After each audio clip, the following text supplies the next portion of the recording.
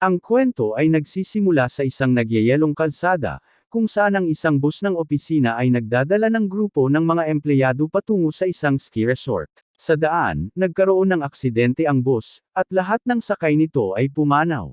Pagkatapos mamatay, nagising ang lahat ng mga empleyado sa isang blankong espasyo, kung saan nagbuo sila ng mga linya upang maghanda para sa muling pagsilang. Kabilang sa mga empleyadong ito ay isang lalaking nagngangalang Erahito, na tumingin sa paligid at napagtanto na lahat ng kanyang mga katrabaho ay pumanaw kasama niya. Sinalubong siya ng isang receptionist, na binigyan siya ng telepono at sinabi na humingi ng trabaho sa isang guild kapag siya ay muling isinilang. Bagaman hindi niya lubos na nauunawaan, itinulak siya ng babae sa isang bagong mundo, sa isang lugar na tinatawag na Labyrinth Country. Ang bansa ay itinayo noong panahon ng medieval, kaya't si Erahito ay labis na hindi bagay sa kanyang mga damit pang opisina sa gitna ng mga karaniwang tao. Bumisita siya sa guild para makakuha ng trabaho, kung saan nakita niya ang isa sa kanyang dating katrabaho, si Shiromiya.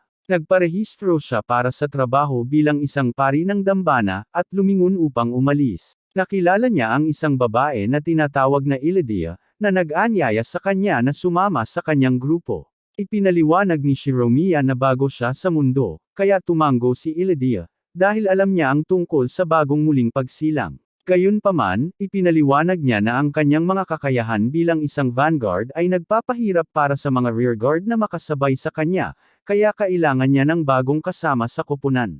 Habang pinapanood siyang subukang i-recruit si Shiromiya, may ilang mga tao ang nagsimulang pagtawanan si Ilidia. Bagaman iniisip nilang malakas siya, sinasabi nila sa kanya na hindi kailanman magtatagumpay ang kanyang koponan dahil may kakaibang kondisyon si Ilidia. Sa kabila ng kanilang panghihikbi, tinanggap ni Shiromiya ang kanyang alok, kaya ngumiti si Ilidia at umalis kasama siya.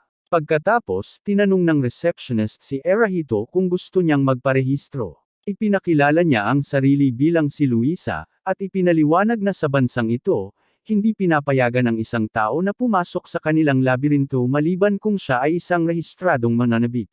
Naiintindihan ni Erahito ang kanyang mga salita, ngunit humiling siya na ipaliwanag pa ang tungkol sa bansa mismo. Umiti si Luisa, ipinaliwanag na ang mga taong namamatay at muling isinisilang ay ipinapadala sa bansa ng labirinto upang mamuhay bilang mga manlalakbay. Kasama ng mga katutubong tao ng mundo, trabaho ng mga naghahanap na tuklasin ang labyrinth. Nang mapagtanto niyang talagang namatay na siya, nagkaroon ng sakit ng ulo si Erahito mula sa pagkabigla sa bagong mundong ito. Nag-aalala, tinanong ni Luisa kung kailangan niya ng manggagamot, pero pinakalma siya nito na ayos lang siya. Tinanong niya siya tungkol sa pagpaparehistro, kaya ipinaliwanag ni Luisa na mayroon siyang blankong job description sa kanyang telepono. Sinabi niya kay Erahito na punan ang job description na sa tingin niya ay pinakaangkop para sa kanya. Ipinaliwanag na ang kanilang bansa ay nagbibigay daan sa lahat na gampanan ang mga gawain na pinakaangkop para sa kanila. Tumango si Erahito, iniisip na dapat siyang pumili ng trabaho na mataas ang demand sa bansang ito. Umiti si Luisa at naghintay na mag-isip siya. Naalala ang kanyang nakaraang buhay, naiisip ni Erahito ang kanyang batang boss, si Igarashi, na palaging pinapapagod siya ng labis. Pinipilit na sumunod sa kanyang corporate master, ang kawawang lalaki ay na-stress sa kanyang mga walang katapusang sinasabi. Ngayon, sa mundong ito, nagkaroon siya ng pagkakataong pumili ng kahit anong trabaho na gusto niya, kaya't nagpasya siyang gumawa ng isang bagay na nakaka-relax para sa kanyang sarili. Bigla, lumitaw si Igarashi sa likod niya, na nagulat ang kawawang lalaki. Nainis siya sa reaksyon nito, at sinabi na parang isang malaking cosplay party ang mundo ng medieval para sa kanya. Gayunpaman, tinatanggap niya ang kanyang kapalaran dahil wala nang ibang mapupuntahan.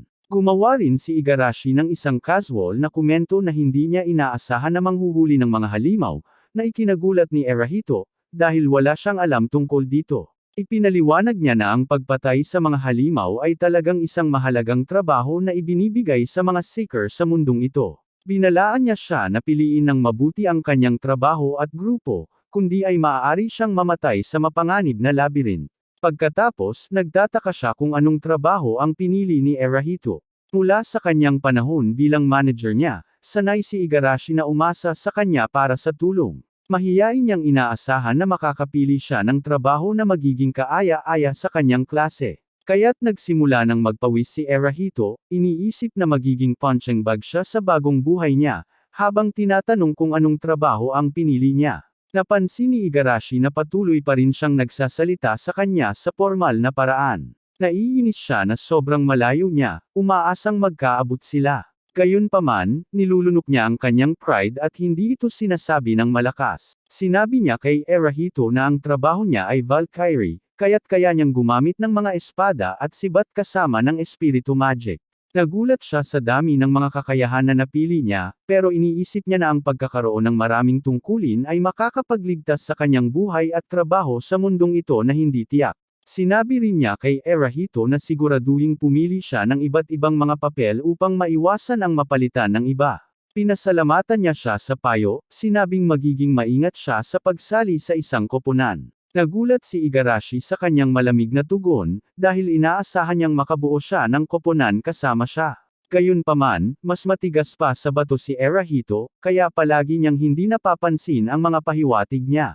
Sa huli, nadidismaya siya at umalis. Pagkatapos niyang umalis, nagtataka si Erahito kung bakit siya ganoon ka-estranghero kumilos. Pagkatapos, pinaalalahanan siya ni Luisa na hindi pa rin siya nakakakapili ng trabaho. Para matulungan siyang magdesisyon, ipinaliwanag niya na makakakuha siya ng mga contribution points sa pamamagitan ng kanyang trabaho. Sa kanilang mundo, ang mga seeker ay maaaring kumita ng mga puntos sa pamamagitan ng pagkolekta ng mahahalagang kayamanan, pagtalo sa malalakas na halimaw, at pagliligtas sa ibang mga seeker, bukod pa sa pagiging pinagkukunan ng pera.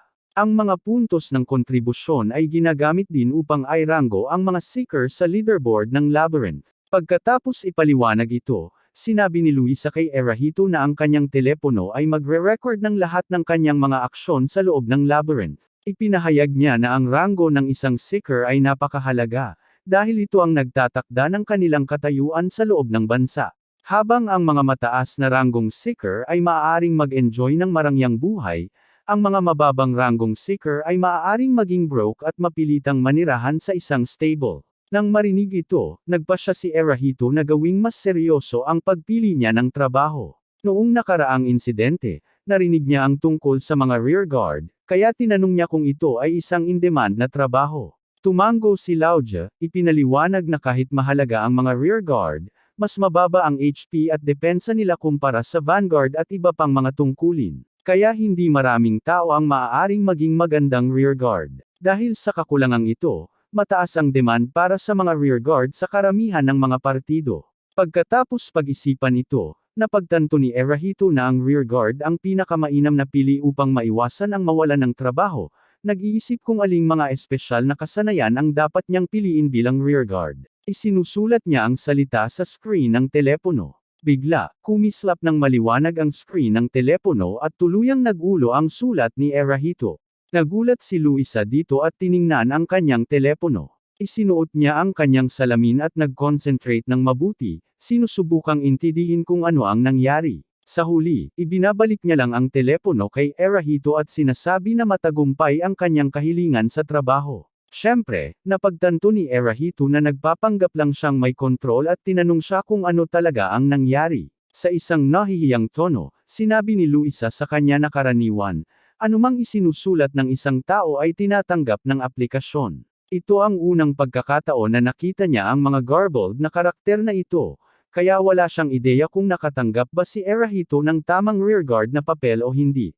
Binalaan din niya siya na maaaring nagbigay ang aplikasyon ng ilang random na kakayahan sa kanya, na napagtanto na maaaring hindi siya makapasok sa isang grupo na may random na kakayahan. Si Erahito ay labis na naguluhan. Sa kabutihang palad, kinuha ni Luisa ang ilang responsibilidad sa kanyang sitwasyon at binigyan siya ng libreng mercenary card upang makapag-recruit siya ng kasamahan para sa kanyang sarili. Pagkatapos, tiningnan niya ang telepono sa kanyang mga kamay upang suriin ang kanyang mga kakayahan. Nalaman niya na mayroon siyang kasanayan sa suporta sa depensa, kasama ang isang kakayahang tinatawag na rear view na nagpapahintulot sa kanya na makita ang nasa likuran niya. Pagkalipas ng ilang sandali, iniisip niyang gumastos ng ilang level up points sa kanyang recovery support at defense support abilities. Nagpasya siyang tingnan ang tindahan sa lungsod para sa mga potion at mga gamit pang pagaling bago ay level up ang kanyang recovery support. Sa huli, pinataas lang niya ang kanyang kasanayan sa depensa. Pagkatapos noon, bumisita siya sa tanggapan ng mga bayarang sundalo. Tinanong niya ang pangalawang pangulo, si Layla, kung ano ang makukuha niya sa kanyang mercenary ticket.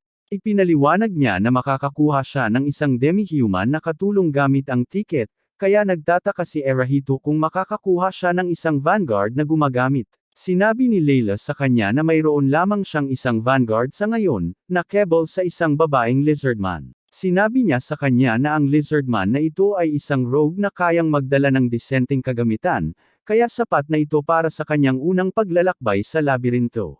Umaasang masubukan ang kanyang mga kakayahan sa lalong madaling panahon, humiling si Erahito sa kanya na kunin ang butiki para sa kanya. Habang umalis si Layla para kunin ang demi-human, nagtataka siya kung ang lizardman ay magmumukhang isang nakakadiring halimaw. Sa kanyang gulat, ang batang babaeng lizardman na tinatawag na Durja ay talagang mukhang tao. Habang ipinapakilala siya ni Layla, ipinaliwanag niya na si Durja ay dati ng tao, ngunit naging demi-human siya matapos mamatay sa piitan. Sa kanilang mundo, lahat ng mga naghahanap na namamatay ay nagdurusa ng parehong kapalaran. Kapag sila ay naging demi-humano, nawawala ang kanilang dating personalidad at kakayahang makipag-usap.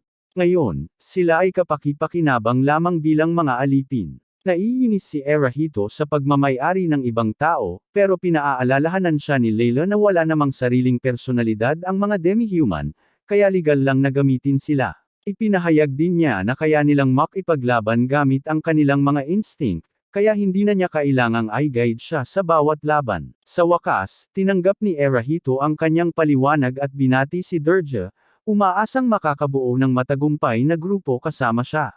Gayunpaman, habang papunta sila sa labirinto, nagpasya siyang hindi niya pipilitin ang maliit na batang babae na makipaglaban. Matapos subukan ang kanyang mga kasanayan sa pagpapahusay ng depensa, umaasa siyang makabalik sa lungsod. Di nagtagal, narating niya ang pasukan sa unang antas ng labirinto, na tinatawag na Field of Dawn. Ang ilang mga batikang adventurer ay bumati sa kanya, iniisip na kamukha siya ng isang Japanese Valkyrie na dumaan dito kanina. Napagtanto ni Erahito na malamang na tungkol kay Igarashi ang pinag-uusapan nila at naisip niya na nakabuo na ito ng grupo. Ang leader ng mga Seeker, na tinatawag na Rib Alt, ay nagpapaliwanag na siya ay nailigtas ng mga stranded na Seeker mula sa labirinto para sa kanyang kabuhayan. Bumalik si Erahito sa kanyang pagbati, na curious kung talagang kasing delikado ng sinasabi ang labirinto. Ipinaliwanag niya na may mga tunay na panganib sa dungeon, pero basta't manatili si Erahito sa mga mabababang antas na halimaw, magiging maayos siya. Gayunpaman, binalaan niya ito na iwasan ang mga may pangalang halimaw sa lahat ng pagkakataon. Natuklasan ni Erahito na bukod sa mga normal na halimaw, ang mga halimaw na may pangalan ay may mga espesyal na titulo at nagdadala ng makapangyarihang mga kakayahan. Tuwing makakasalubong ng isang baguhan ang isang named monster, automatiko na itong hatol ng kamatayan para sa kanila. Binalaan siya ni Rib Alt na lumayo sa mga kilalang halimaw, kaya't pinasalamatan siya ni Erahito sa payo. Sinabi ni Rib Alt sa kanya na makipag-ugnayan sa kanya anumang oras kung kailangan niya ng tulong. Ipinaliwanag niya na maraming iba pang mga grupo ng paghahanap ang patuloy na nag-iikot sa mga piitan, ngunit paminsan-minsan ay may mga tao silang hindi napapansin. Tinanggap ni Erahito ang lahat ng kanyang payo, pagkatapos ay bumaba siya sa labirinto kasama si Durja. Nakatagpo siya ng isang luntiang parang napuno ng mga likas na sapa. Pagkatapos ng kaunting paglalakad, nakatagpo siya ng isang kakaibang bola ng bulak na gumulong papunta sa kanya. Tiningnan ni Erahito ang kanyang telepono kung ito ba ay isang halimaw, ngunit ang bulak na bola ay nagsimulang umikot ng mabilis. Agad na napansin ni Durja ang mga galaw nito, kaya't kinuha niya ang kanyang pang-ukit habang abala si Erahito. Dahil ang cotton ball ay isang level 1 na halimaw lamang, hindi nag-aalala si Erahito. Bigla itong tumalon patungo sa kanya ng napakabilis, pero naharang ito ni Durja gamit ang kanyang pang-ukit. Ang lakas ng atake ay tumama sa kanya at itinumbo siya sa lupa, at nagulat siya nang makita na nasugatan ng halimaw si Durja. Sa kabila ng kanyang mga sugat, patuloy pa rin siyang ipinagtatanggol ang kanyang amo. Habang patuloy na bumababa ang HP bar ni Durja, nagpasya si Erahito na kumilos. Ginamit niya ang kanyang defense support skill, na tumulong sa kanya na ganap na mapigilan ang atake ng cotton ball. Habang pinipigilan ang halimaw, pinapa-alerto niya si Dersho na atakihin ito sa kanyang senyales. Pagkatapos ay inatake niya ang halimaw gamit ang tirador, na nagbigay kay Dersho ng pagkakataong patayin ito gamit ang kanyang kutsilyo. Bagaman masaya si Erahito sa kanyang tagumpay, nalulungkot siya sa mga sugat ni Dersho. Tinanong niya kung kailangan ba nilang umalis para matulungan siyang makabawi, pero umiling siya.